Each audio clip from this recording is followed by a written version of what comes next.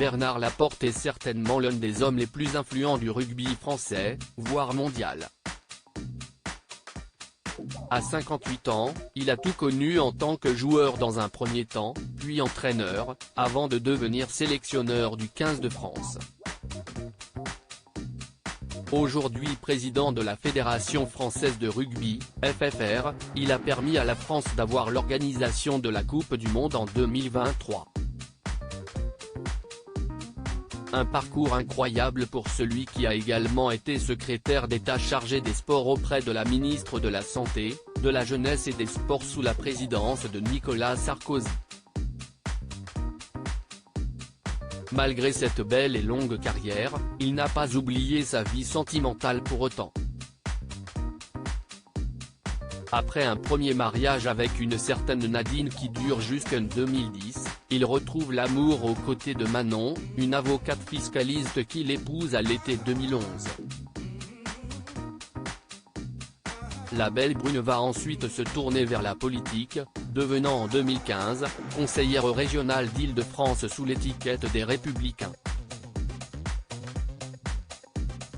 Elle va rapidement prendre du galon et elle se retrouve tête de liste aux élections municipales de 2020 à Paris dans le 7e arrondissement, avec le soutien de Cédric Villani.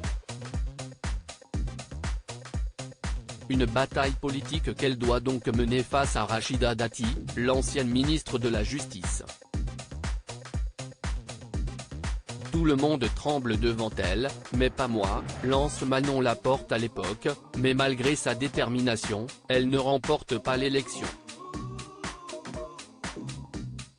Un procès très médiatique à un an de la Coupe du Monde en France. Bernard Laporte et sa femme forment donc un couple soudé et le président de la FFR va bien en avoir besoin en ce moment, puisqu'aujourd'hui s'est ouvert à Paris un procès dans lequel il est le principal accusé. L'affaire s'intéresse à des soupçons de favoritisme impliquant notamment l'homme d'affaires multimilliardaire Moed Altrad.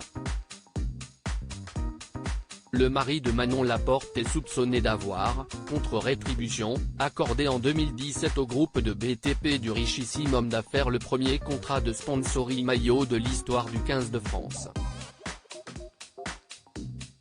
L'ancien rugbyman devra répondre de corruption passive et prise illégale d'intérêt. Bernard Laporte reste présumé innocent des faits qui lui sont reprochés jusqu'au jugement définitif.